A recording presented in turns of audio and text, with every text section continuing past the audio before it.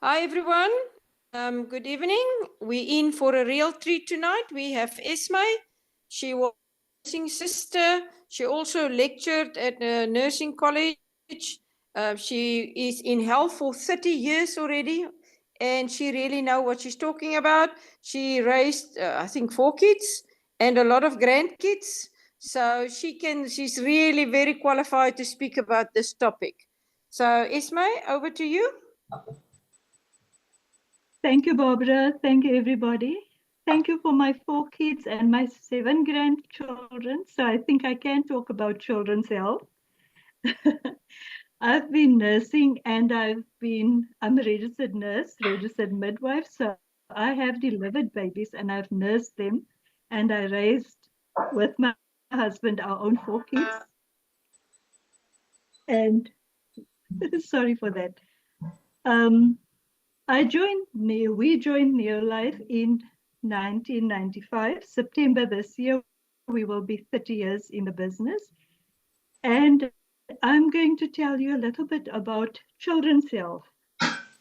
Thank you for the next slide, Herman.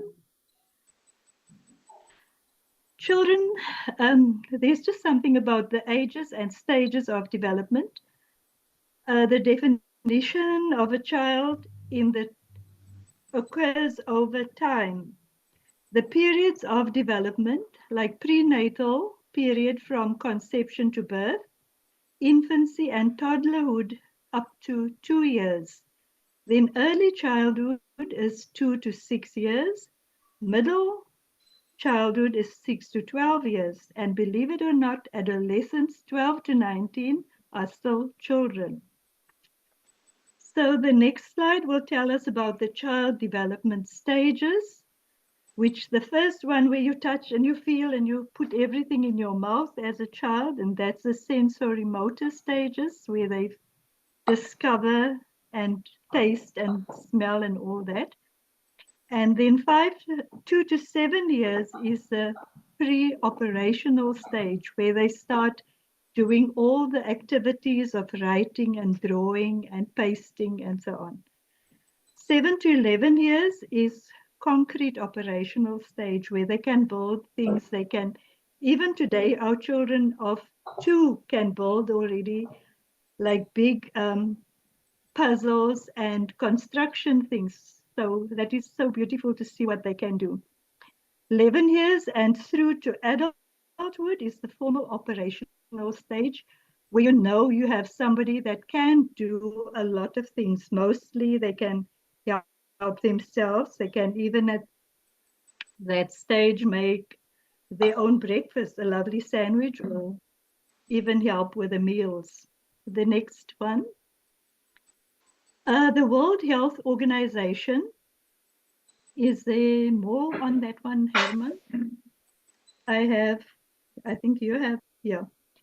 The goal of the World Health Organization is to work on the Child Health and Development Unit.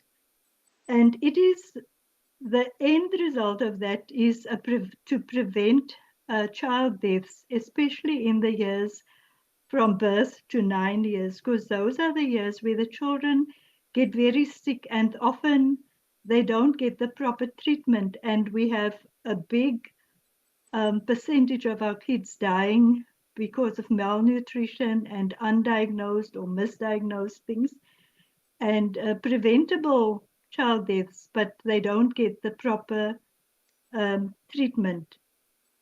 So part of the World Health Organization is to promote the healthy growth and development of all children in their first decade of life.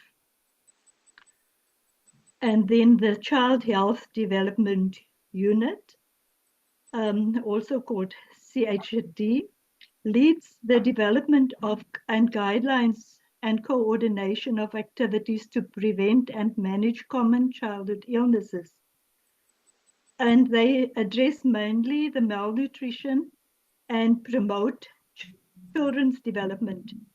Other areas, because we know when we take the children to clinics for their drops and their inoculations, which is a contentious topic these days, They get this, they get the education, they get the treatment, and also the integrated services that the World Health Organization and Child Health Development Unit is to do data tracking and research so that we have stats for the occurrences and the frequency of disease, especially communicable diseases, because that is notifiable. And they have to record that so that we can work at improving the child health. Then we come to common childhood ailments. And common infectious diseases affecting children include coughs, colds, pneumonia, bronchitis, bronchiolitis, urinary tract infections, sinusitis, skin infections, gastroenteritis, acute otitis media, and more. But most of these infections are viral, and only a small portion are caused by bacteria. Then we get the communicable diseases, that's contagious, like pneumonia, TB, diarrhea, malaria, which are leading causes of death in children from 1 month to 9 years. We get in the underdeveloped and less developed countries, and where the children are basically malnourished, underfed. They get all these nutritional diseases like kwashiorkor and rickets and more and more. And I'm not going to mention everything here. But the aim here is adequate nutrition, vaccination, and also education. So people know what to do and not to stay away when the children need treatment, because there will be somebody to help them. So treatment of common childhood diseases and all the above can save many young lives and have beautiful, strong children. Then common childhood infections like the colds, we mentioned that earlier on, and there are more. Yeah.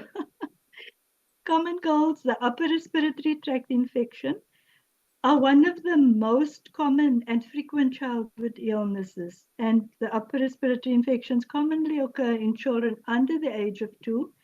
Some reports show that children over an average get up to 4 to 8 upper respiratory tract infections within their first 2 years of their lives. And most of them land in hospital on oxygen nebulizers, and they recover, but it's a recurring thing. And then the other one that's very common is the stomach flu, medically referred to as acute gastroenteritis, also called AGE, acute gastric enteritis. And it's typically a viral infection that causes inflammation of the stomach lining. And this condition can affect people of all ages and not just children. And it presents mild symptoms and is self-resolving. So it's usually with vomiting, nausea, and diarrhea, watery stools, headache, fever, chills, and stomach aches. And we mustn't always think the children don't want to go to school, because it can be genuine. And there's a little sick one with a teddy, and he must get better. And the other one I want to show you, it's something that's not common, but it has come up quite a lot, and that is hand, foot, and mouth disease. And when I first heard of that, it's like, what do they say in the farming thing? Back and close here, because the cows also get that. And that is something that gets quite, because we had an outbreak in the Natal area now recently, and it affects only the mouth, the hands, and the feet. And it's contagious. So we had somebody here in George that we know of, the kids had it, and then the father also had it.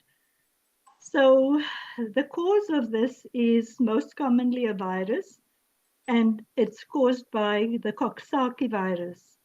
The symptoms are generalized lesions that spread from the head to toe and mostly affecting the hand, foot, and mouth.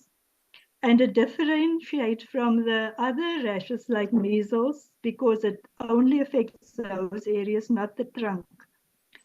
Um, Such as, okay, it's mainly different from this, like the chicken pox. And it's very important. One of the big things to consider is that chickenpox lesions start centrally and then spread to the periphery. These lesions of the hand, foot, and mouth is mostly localized in the hand, foot, and mouth areas itself. So our kiddies with the noses, snotty noses, and coughing and all that, they grow up, and then we have the teens. And the teens have their own set of challenges.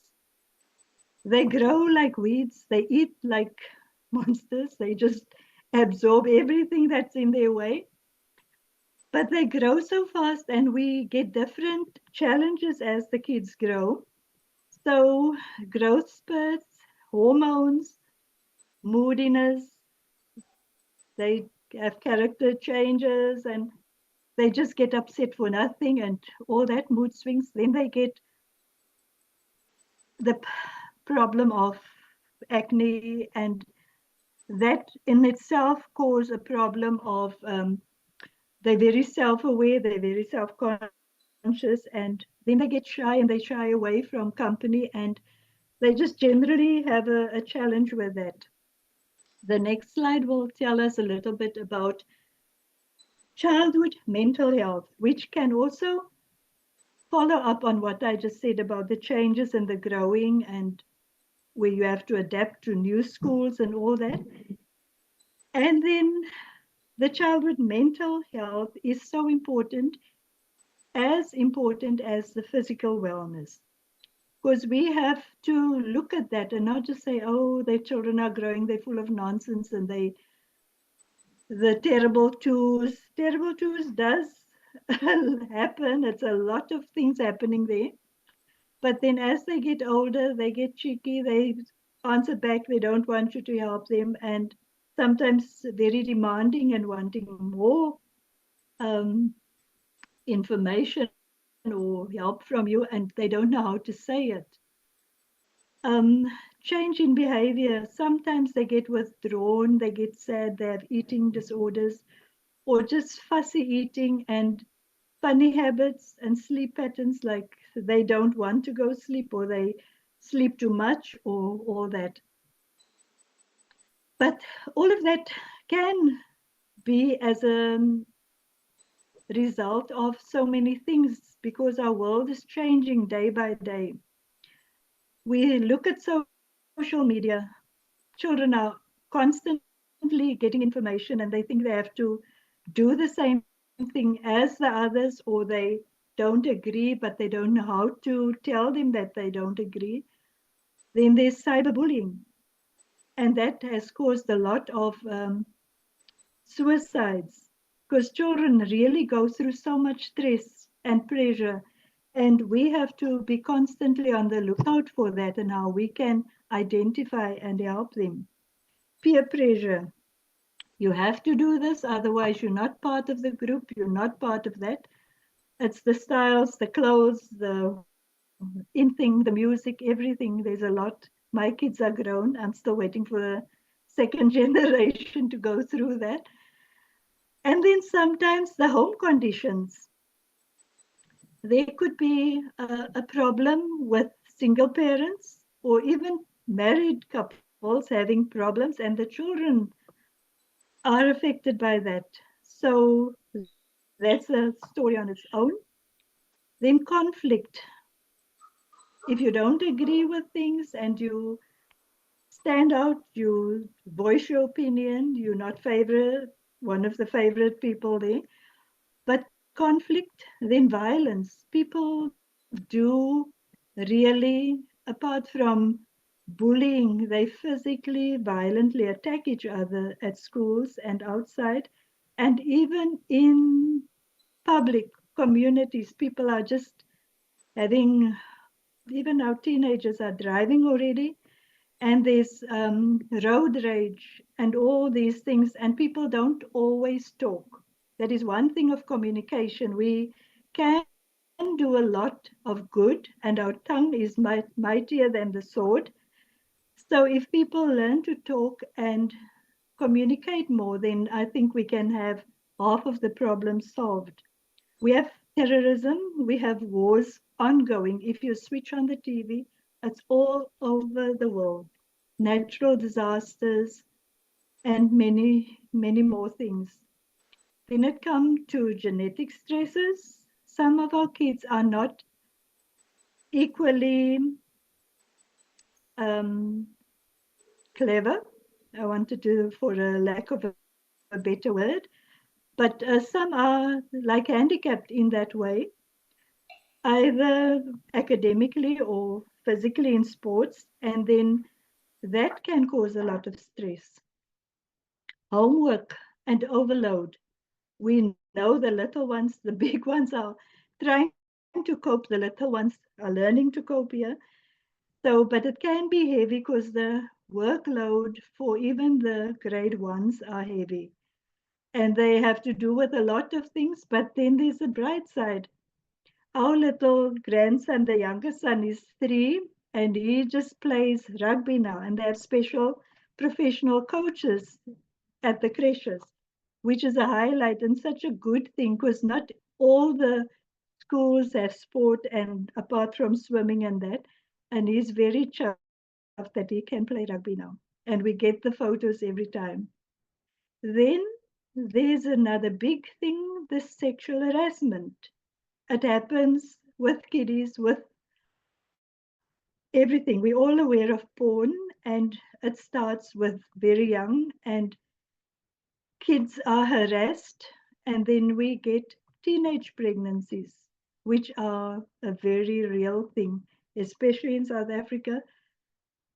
The stats are just growing and growing. Then we have mental health resources. We have to teach or help our children, empower our children to be not aggressive, but to be assertive, to stand their ground. And we can set the example at home, send them out with a positive attitude, a positive saying, a positive prayer before they leave home, and they will be good for the day. So, and come back home and you ask them, how was your day? Just we have to show interest. Otherwise, the children think, I had such a bad day at work or school, and now I come, there's nobody that I can talk to. Acceptance. If a child comes and tell you something has happened, we mustn't just shove them away and say, oh, don't talk nonsense. Things happen, and we have to be there to give an ear, to let them feel safe. We must create a safe space. We must talk and listen and let them talk and we listen. We must validate their feelings. Like I said before, don't just write something off. Later on, you say, why didn't I listen to that? We recognize a problem or a condition or whatever you see is not normal. We seek help either by the doctor, the social worker, psychologist, and we give family support.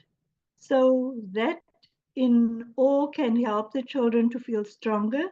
They feel more empowered, and we have to get them, whatever age they are, to exercise. Children must do physical activity and not just sit on the couch and sit with a laptop or the cell phone all day long.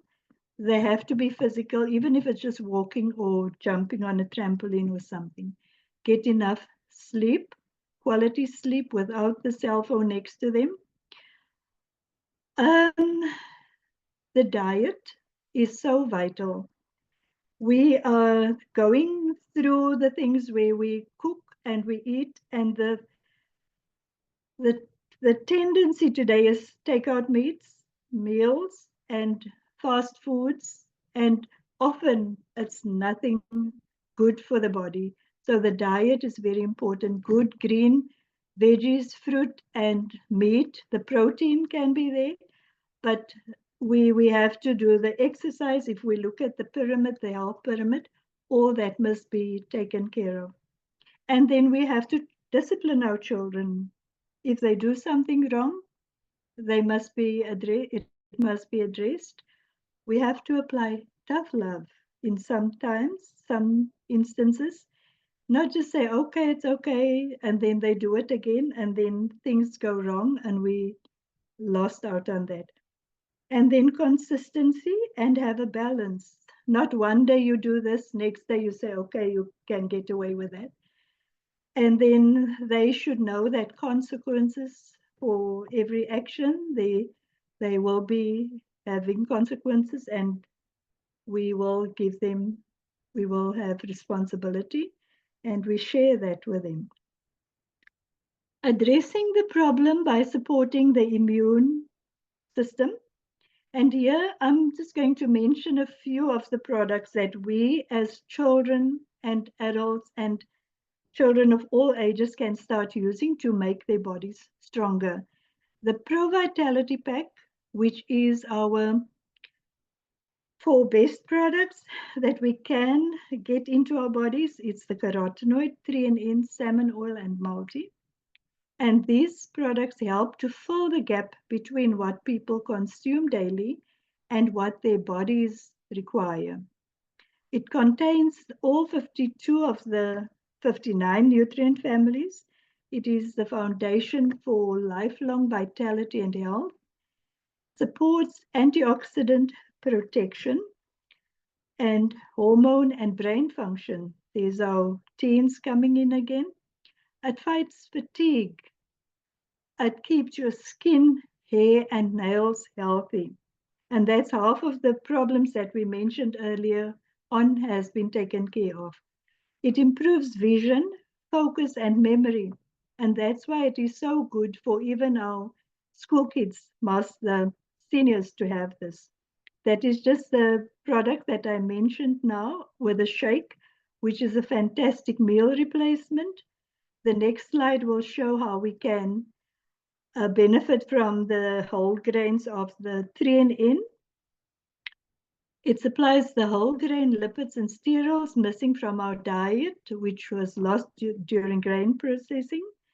It enhances energy and vitality by optimizing cellular membrane function, returns appetite, aids digestion, ease constipation, corrects hormonal imbalance, enables better use of nutrients, and improve response to stress, and it calms the nerves. Here's just the alternatives. If you really want to have a good breakfast, you take your shake with your Pro Vitality. Snack time, you have Neolife tea with an energy bar. Lunchtime, another Neolife shake. And then the afternoon snack is again the tea and the Vitality, the protein energy bar. And then dinner, a light, balanced meal with your salads, your greens.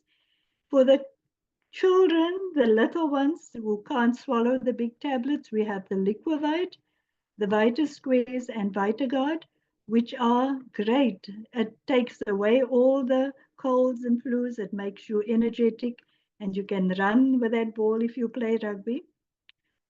The next one, please, is what about Neolife supplements? It just tells us how our cells are